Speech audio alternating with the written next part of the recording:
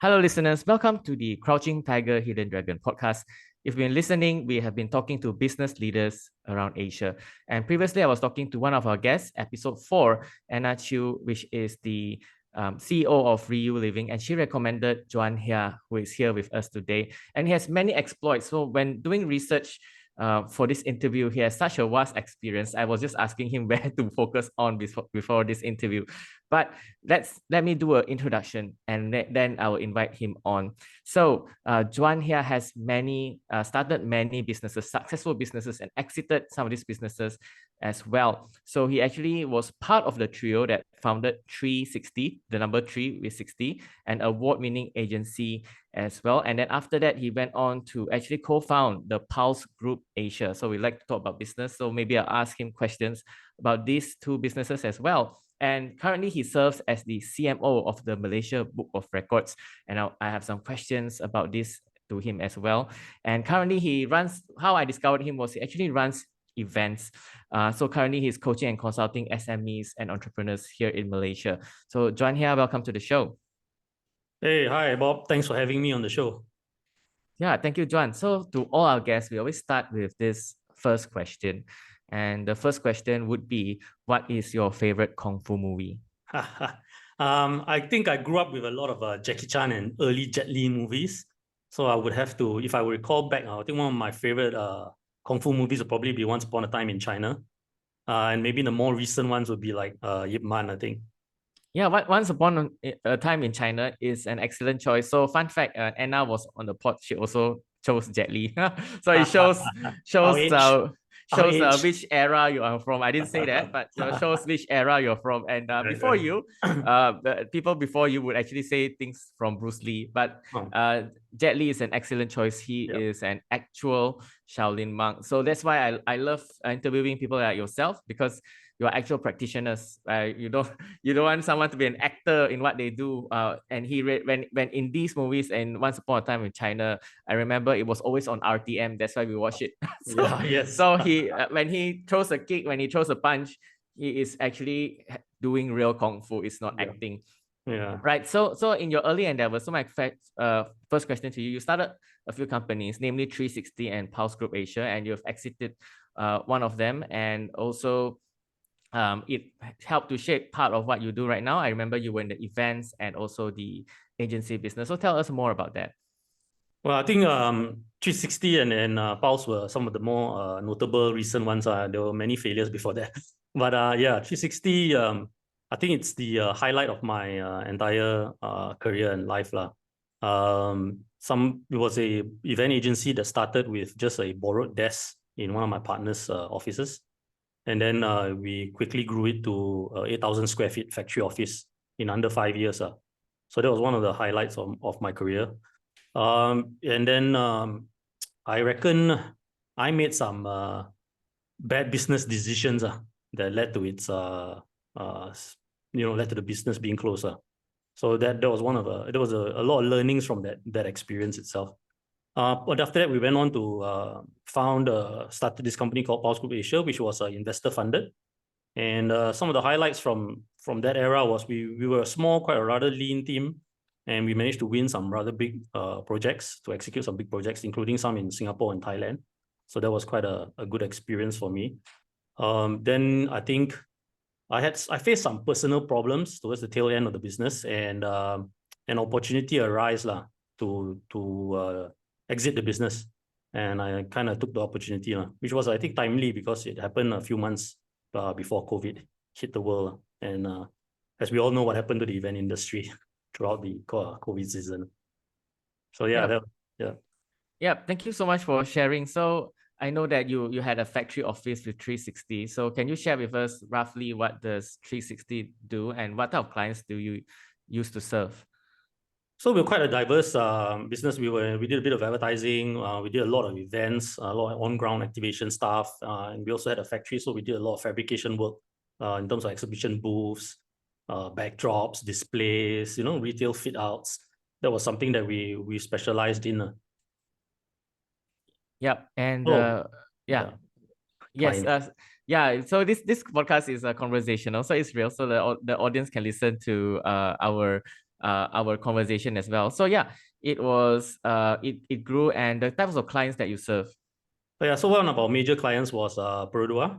We were also involved with client projects for British American Tobacco. Most of the major automotive brands are Proton, Honda, Mercedes.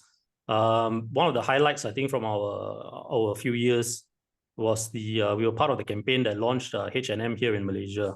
So I think the first 5 stores that opened here in Malaysia were launched by the team at 360. Yep, sounds exciting. And tell us more about your role now today as well. So you're the CMO at the Malaysia Book of Records. So tell us more about that also. So yeah, I think towards the tail end of Pulse, like I mentioned earlier, I had some personal problems, and then I kind of grew tired of the whole events industry and business, and I actually made friends with Dato Sri Michael Teo, who is currently my boss, and he kind of propositioned a role for me in Malaysia Book of Records, and I kind of saw it as an opportunity. I was thinking, okay, like maybe this is a good step to step out of that industry. And I kind of seized that opportunity. Like I mentioned earlier, it was a very timely manner because about 6 months later, COVID kind of hit. And I think I would have been, based on my mathematics, would have been in a really bad position right now if I had carried on the same path. Yeah, yeah. And so you've been with, I imagine since after COVID, you've been with Malaysia Book of Records. I joined just 6 months before COVID hit. So Oh. I've been in Malaysia Book of Records since 2019.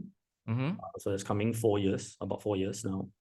It's been an interesting thing because we were brought on board to kind of revamp and help market the business itself because it's a 25-year-old brand and it was in need of sort of a refresher. And that's why a small team of us were brought on board as new blood to try and refresh the organization, which has been fun and challenging at the same time. Okay, okay. Yeah, so when you joined in 2019, what were some of the challenges that Malaysia Book of Records faced? Wow. Well, it's a heritage brand, so it's been around for so long. It's kind of there were not many major changes. With the new owner, Dato Sri, taking over entirely in 2018, 2019, then we kind of implemented a lot of things that had to be done. So there was a lot of challenges we faced, with a lot of legacy issues that we inherited. With my previous business ventures, as a co-founder and co-founder, you kind of have that opportunity to kind of set the tone and manner and the behavior of the organization, including the culture, the people, processes, systems, etc. But for MBR, I kind of inherited a lot of legacy stuff, and trying to make change, we faced a lot of resistance throughout the entire time. I think maybe my approach to it, because I was so used to being the boss, my approach to implementing changes created a lot of friction in the organization, which we had to address as we tried to implement them one by one. Yes, and since your time there, what style of transformations have you helped with in Malaysia Book of Records? Wow. Well, we've revamped a lot of internal stuff. I always believe you got to get better internally before you can go externally. So we actually fixed a lot of operational stuff. We've created a lot of systems, tools, policies. We changed a lot of practices, and yeah, that's what I think major changes internally wise. And then externally, we kind of focus a lot on how we are presented to the market, improved our customer service, we created guidelines, we improved response time, we do a lot more marketing, we try and take care of the image a little bit more, we try and get ourselves, mentioned, we try and get ourselves out there a whole lot more compared to what it was before. And it's been great, good fun. Yep. I was actually just recently, before this interview, reading as well the feature of Malaysia Book of Records on the Vulcan post. Yep. So it says the business of breaking records, how Malaysia Book of Records operates and sustains itself. So I've read this article, but would love to hear from you. What does that mean? Like you get sponsors and things like that? Oh, okay. Well, Malaysia Book of Records, we kind of serve like an official record keeper for Malaysia, which means anything that's biggest, fastest, longest, any extraordinary achievement, we go out there and recognize them and make sure that they are properly recognized. We're kind of like the ISO for Malaysians in general. And by doing that, how we operate is the whole entire process is kind of lengthy, but basically you submit, most of our record holders come as inquiries, and they submit an inquiry. We kind of do our background research. We've got a small research team that does all the research about your record title. And then once it's approved, then we make arrangements to check out your event, or go and measure, or go and actually view whatever extraordinary achievement that you've achieved, and then we certify you. And then your name also goes into our database of the last 28 years. So we currently have close to about, I think, 8,000 records in our database. And then it gets published once a year in our Malaysian Book of Records as well. And any interesting records that comes to mind? Many. I think we currently have one application for the longest hair. I can't remember how long, but Malaysians applying for the longest hair. We've recently had some EV records as well. I mean, EV is a hot topic now. So there's an EV record for Porsche Malaysia, where they drove from Singapore all the way to Thailand in one go. So that was quite interesting for me. I see. Yeah, and I saw in this article also that you also run events as part of MBR as well. Yeah, it's a part and parcel of the services, some of the services we provide, because I guess actually the bulk of our records are held by SMEs and corporate records. And a lot of them actually need assistance in terms of running a record-breaking event. So that's a service we offer. We actually, because of our access to the 8,000 records in our database, right, and our history of working with record holders, we're kind of equipped to be able to help you create a record-breaking event, rather than just make it a normal event. So that's some of the services we provide. All right. Thank you, Jwan. And yeah, so I think my main question, like you mentioned this earlier as well. Thank you for being so transparent. You mentioned one of the main challenges was that you were an entrepreneur. You were used to co-founding companies, and now you are part of a company and reporting to people as well. So what are the main differences of being an entrepreneur and now a CMO? Main differences. Well, main differences, I think, as an entrepreneur, you get to call the shots without having to consult too many people besides your team. And I think you get to set the direction, and you get to make drastic changes, or implement something and do something at your fancy. As a corporate employee now, then you kind of need to go through the processes of getting it approved before you do anything. So when I was running my own business, I tend to spend a lot of money. Now it's a bit hard to spend so much money. Yeah. So it's you need approval, and of course, you need to communicate with different stakeholders as well, I imagine. Yeah, of course. And then, of course, you also need to, you're now held accountable by other people. In the previous, as a business owner, then you hold yourself accountable. Now you kind of you're held accountable by other people, and you have targets and KPIs to meet. There's expectations to be met. Yep. I can see you're an excellent employee, because even on this interview, you're wearing the shirt of Malaysia Book of Records. Yeah, I mean, marketing, we got to market all the time. Yes. All right. So this is a question, as I mentioned earlier in this interview, that the recommendation I got to interview you was from Anna Chu. And she actually asked this question. So now that we mentioned that you lead teams and you report to superiors as well. So she asked, what's your leadership style? And how do you motivate your team? I think for me, I think leadership styles kind of evolve and change according to times and situations and the need. I think different situations call for different leadership styles. I would like to think I practice a very democratic leadership style.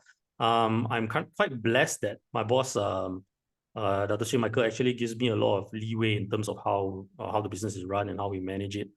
I think he's got that trust in me in doing the right thing for the business. So I kind of try and cascade that down to my team as well. So I'm a very big picture focused, results oriented person, and I kind of leave people to run it how they see fit for their role and doing their job well. That's something I really believe in. So I'm quite flexible in terms of leadership wise.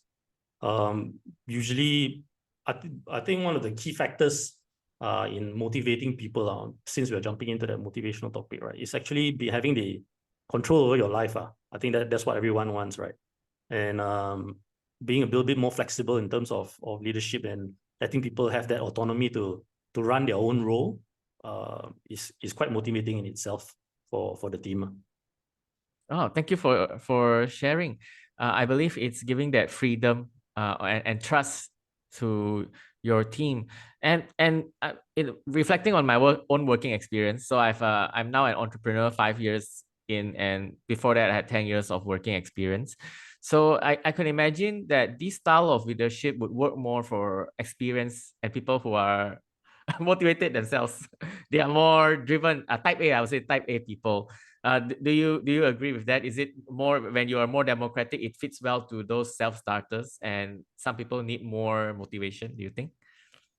I think fundamentally wise, all humans are the same. There is a certain basic stuff that people need and require.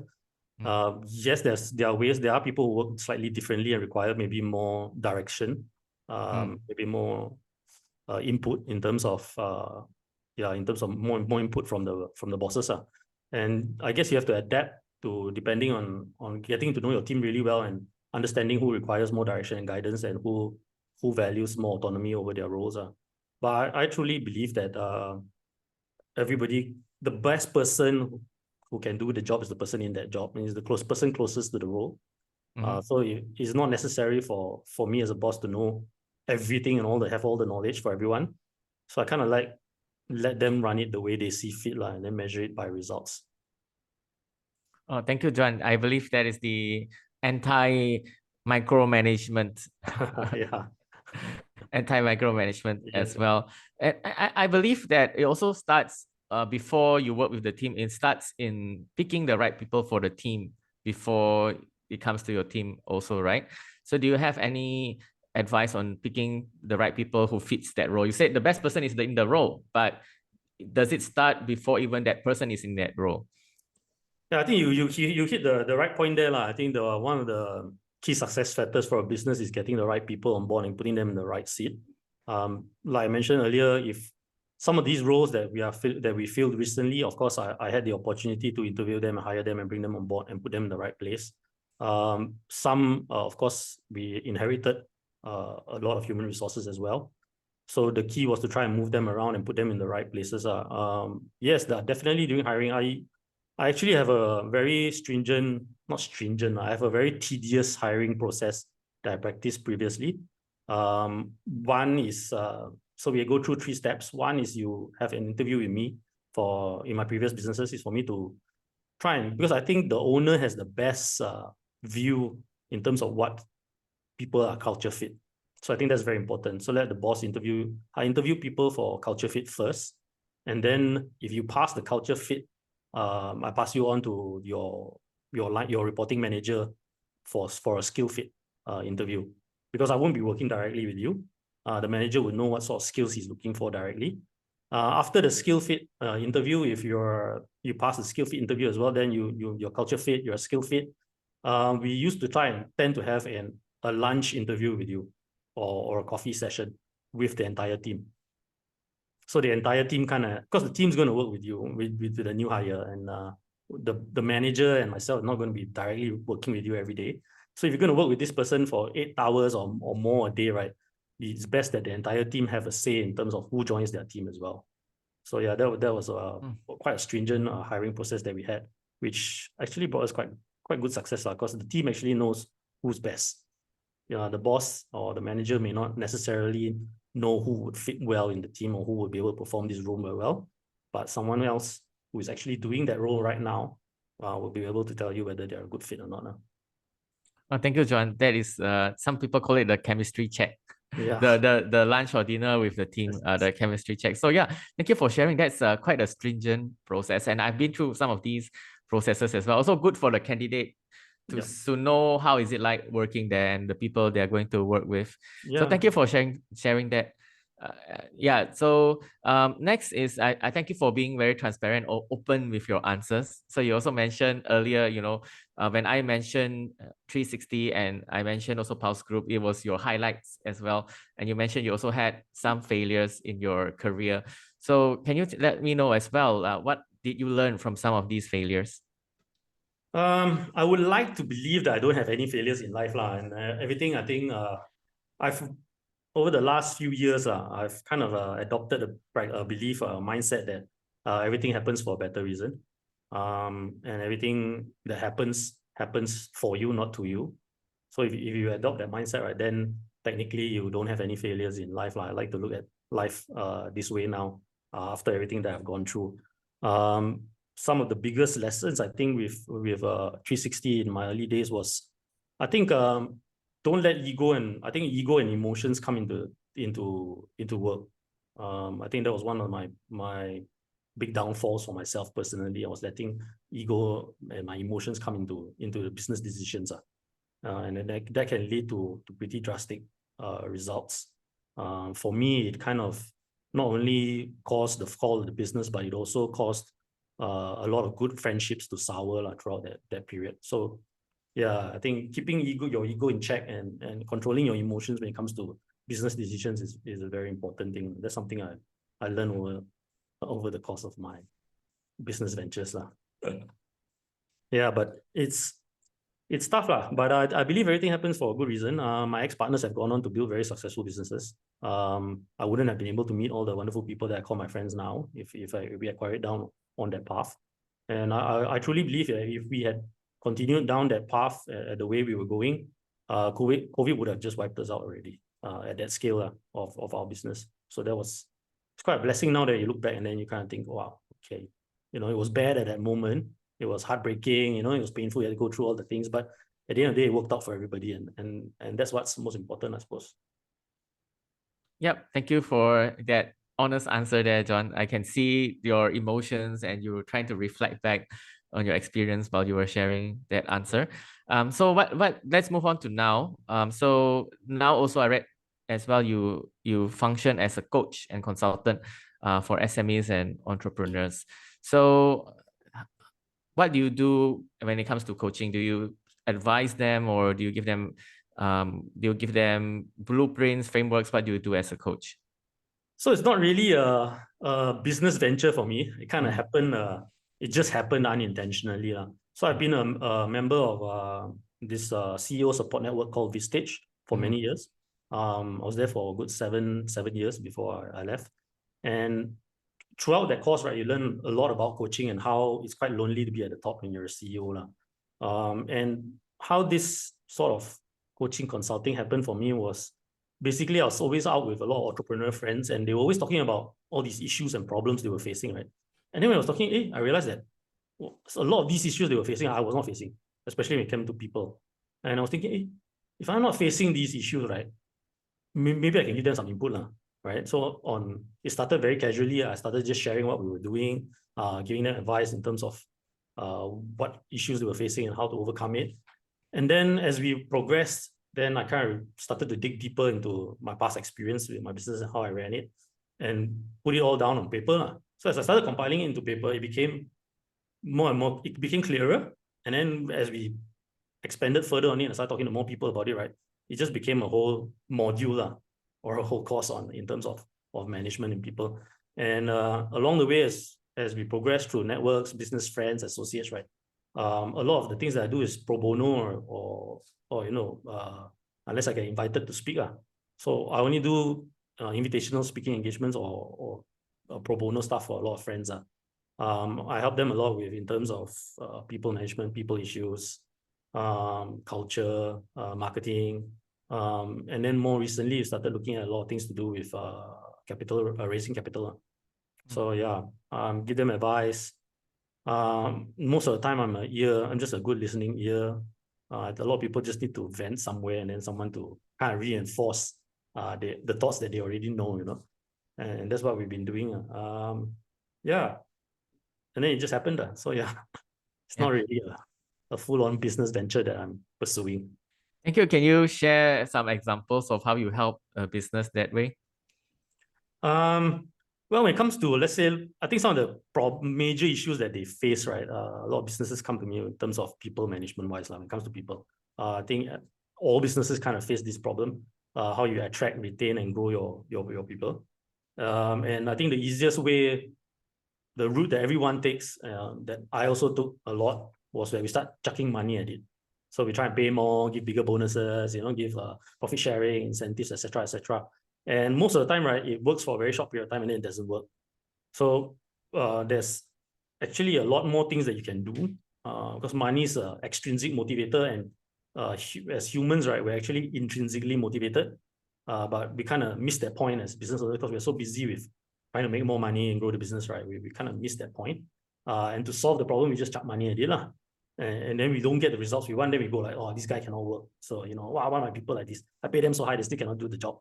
But because you're actually motivating them a lot the wrong way. So I try and advise a lot of my friends and the businesses that we speak to strike a balance between the extrinsic and intrinsic motivation. When it comes down to capital-wise, I kind of help people strategize their business plans, angle their pitch decks and their propositions to investors and see how they can secure funding and capital to grow their businesses. I think these are some of the stuff that we've helped them with. Thank you. So I think what I get from it is the main three things. It's people, money, capital, and also sometimes marketing. So I think these are the three key things you need to grow your business. I think money and people, and then letting people know what you do. Yep. Thank you, Jwan. Yeah. So the reason how I actually initially saw you was through Anna's story, and she shared that you have this event coming up, which is the 5 laws of engagement. So I know it's a full day event, and you said there's many hours involved into it. Yeah. But can you give me like a snapshot of what it includes? Well, okay. So like I mentioned earlier, we kind of like put pen to paper for the things that we were doing, and what we were doing and what other people were not facing. Issues that people were facing, and we didn't have these. So when we put all this down together, and then suddenly, like I mentioned, it became a module. So everything's kind of compiled, and with some experimentation along the way, we kind of discovered that you could narrow down retaining and building a performing team right through very simple steps, which came down to the secret laws of engagement, which we've kind of narrowed down to 5 key main topics, which is to connect, communicate, care, coach, and celebrate. So of course, these are very big words and they're very lofty words, very up there. So we dug deeper in terms of what we've been doing and the experience that we had and the results that we got, and we kind of put it into a simple to execute kind of steps that anyone can just take and go and execute immediately, just to build a better engagement with your employees. So generally that's an overview of what it is. Sounds like it's also a 5 C's, right? So it is. Can we say the 5 C's again? Is connect, communicate, care, coach, and celebrate. Okay, well, that is a good one. Yeah. So when this podcast comes out, I believe your event is probably over already. But thank you so much for sharing. If there are any resources that you would like to share about this 5 laws engagement, I can share with the audience as well. So when this interview goes up, we can put it in the links, etc. So thank you, Jwan, for sharing today. We went through your entrepreneurship journey and also what you do currently with the Malaysia Book of Records and what you currently do now as an advisor and coach, and the events that you are running to help these businesses as well. Thank you so much for being on the pod. And for the listeners, the best way to follow Jwan is actually Jwan Heah is actually himself on Instagram, and he's also on LinkedIn as well. Yeah. Hey, thanks, Bob. Thanks for having me. I hope I managed to deliver some value to all your listeners. And hopefully everyone finds one insight that hopefully can help them along their way in their work or business life. Thank you, Jwan. Even though we have talked for a short time, we have learned so much from hiring to business strategy and also from your failures as well. Thank you so much for sharing so candidly. Yes, thanks. Thanks for having me. Thank you, Jwan.